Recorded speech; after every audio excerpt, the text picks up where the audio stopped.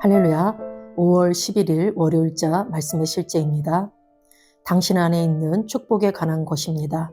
당신 안에 있는 축복에 관한 것입니다. 오늘의 본문은 창세기 39장 2절 말씀입니다. 여호와께서 요셉과 함께 하심으로 그가 형통한 자가 되어 그의 주인 애굽 사람의 집에 있으니 여호와께서 요셉과 함께 하심으로 그가 형통한 자가 되어 그의 주인 애굽 사람의 집에 있으니 아멘. 성경은 창세기 37장부터 50장까지 요셉의 삶, 즉 밑바닥에서 궁전으로 가는 여정과 그의 삶에 임한 하나님의 축복에 대한 아름다운 이야기를 들려줍니다. 요셉은 형제들에 의해 노예로 팔려갔고 나중에 보디발의 집안 관리를 맡게 되었을 때 새로운 기회를 얻은 것처럼 보였습니다. 그럼에도 불구하고 요셉은 자신의 정체성에 대한 인식을 잃지 않았습니다. 그는 자신이 야곱의 아들이자 아브라함의 씨라는 것을 알고 있었습니다.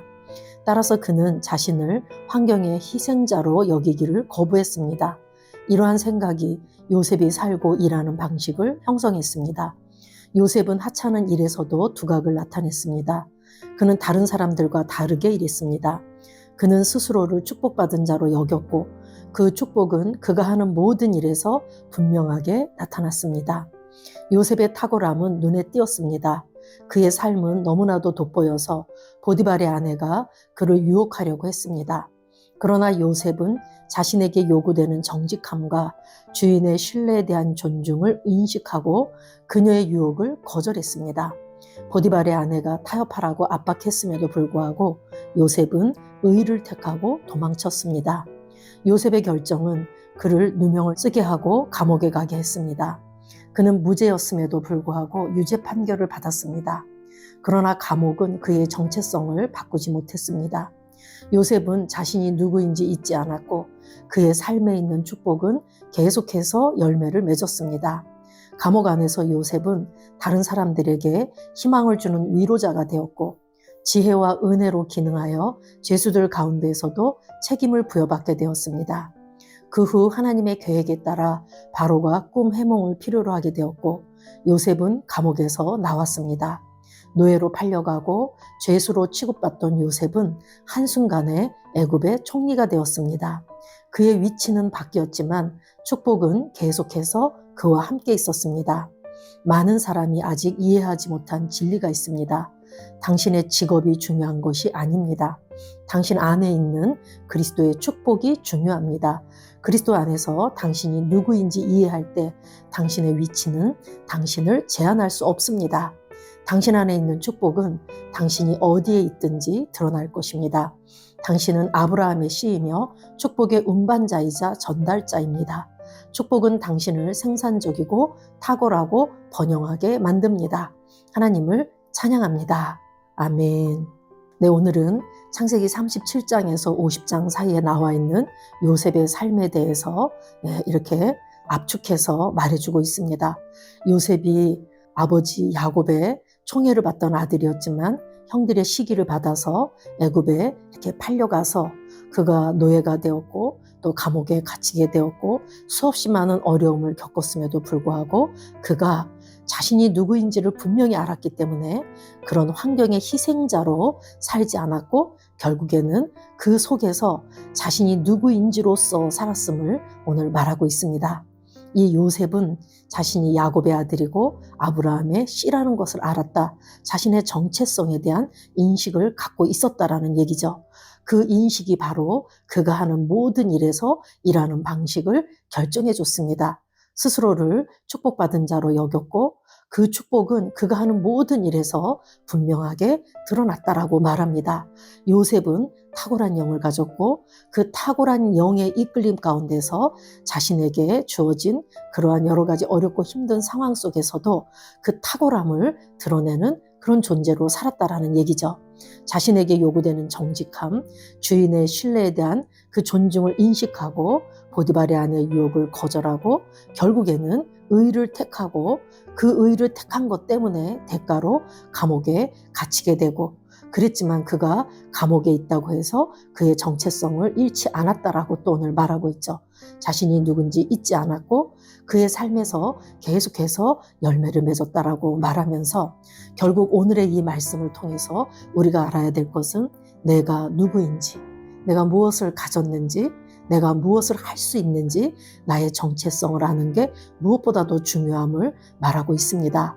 요셉은 사랑받는 아들이었고 감옥에 들어가게 되었고 죄수의 몸이 되었고 그의 위치는 계속해서 바뀌었습니다.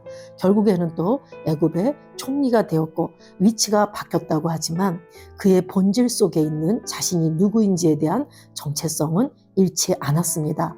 그 정체성은 스스로를 축복받은 자로 여겼다라는 얘기죠.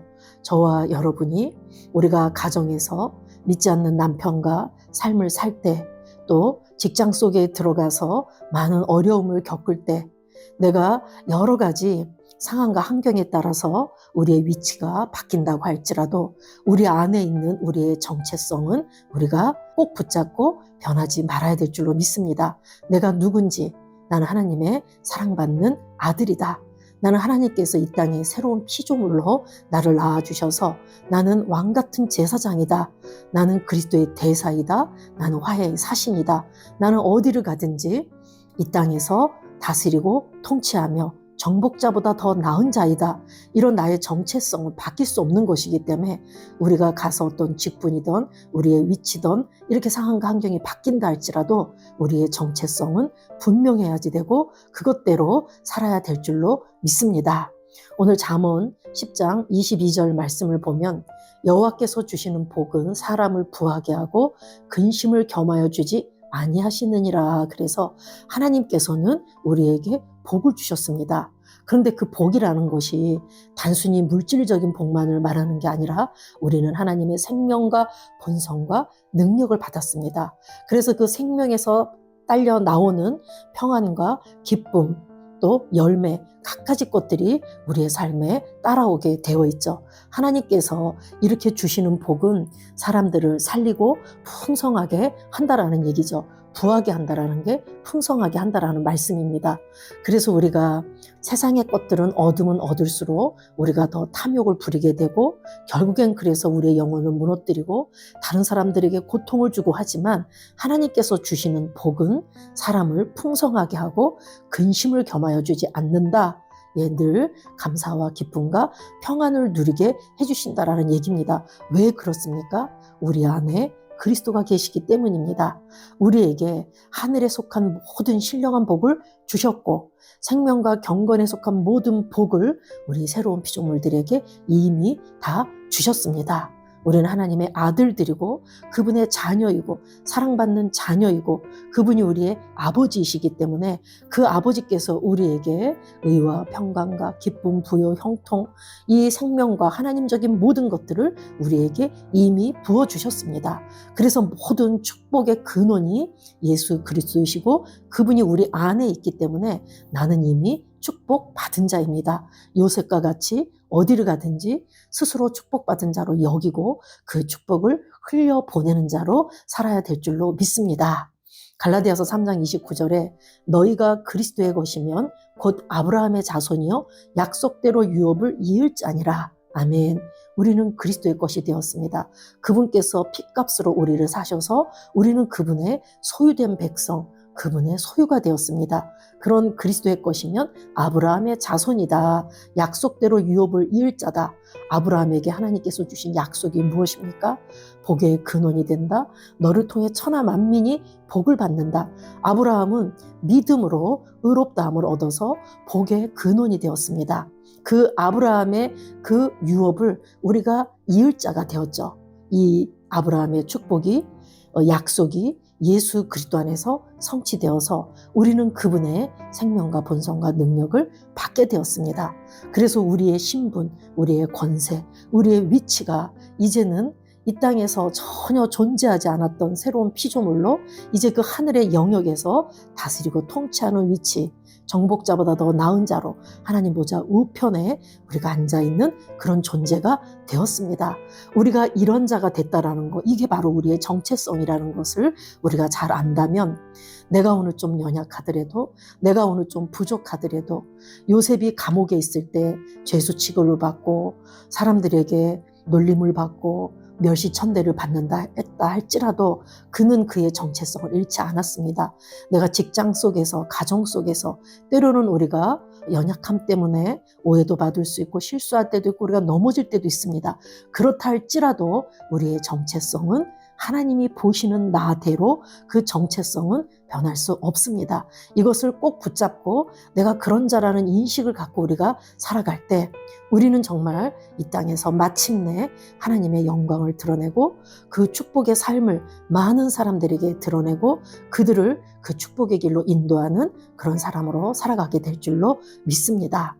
우리가 정말 그렇게 빛을 발하는 삶을 살 때 내가 빛이라는 인식을 갖고 있을 때 어디를 가서나 우리는 빛나는 삶을 살 수 있습니다. 그렇지만 우리는 몸이 하나이기 때문에 한꺼번에 여러 가지를 다 할 수는 없습니다. 어느 한 부분은 희생할 수도 있고 우리 헌신이 있다면 희생하는 부분도 있다라는 얘기죠. 그것 때문에 우리가 넘어지거나 쓰러지는 것이 아니라 하나님께서 그럼에도 불구하고 나를 그 정체성으로 보신다라는 걸 붙잡고 일어나서 우리가 열리는 만큼 최선을 다해서 하나님이 주신 이 기업들을 누리며 나아가는 그러한 자들입니다. 우리는 아브라함의 씨이고 축복의 운반자, 하나님을 운반하는 자이고 하나님을 전달하는 전달자들입니다. 우리는 그 축복이 우리 안에 있기 때문에 우리는 어디를 가나 생산적이고 탁월하고 번영하고 그 보화를 담고 있는 질그릇이기 때문에 질그릇인 나를 하나님이 보시는 게 아닙니다. 내 안에 있는 그 보화를 보시는 하나님, 그 보화 때문에 나를 형통케 하시는 그 하나님, 그분을 인식하고 그분을 의지하고 내가 누군지를 더 정확히 알고 나의 위치에서 나에게 주신 것이 무엇인지를 잘 알고 풀어내는 그러한 한 주간의 삶이 되시길 예수 이름으로 축복합니다. 기도하겠습니다. 사랑하는 아버지, 내 안에서 역사하는 그리스도의 축복에 감사드립니다. 내 안에서 역사하는 그리스도의 축복에 감사드립니다. 나는 내가 누구인지 인식하며 행하고 어디를 가든 탁월하게 기능합니다. 나는 내가 누구인지 인식하며 행하고 어디를 가든 탁월하게 기능합니다. 하나님의 축복은 나를 생산적이고 번영하게 하며 나는 내 세상의 소망이자 해답입니다. 하나님의 축복은 나를 생산적이고 번영하게 하며 나는 내 세상의 소망이자 해답입니다. 예수 이름으로 기도합니다. 아멘.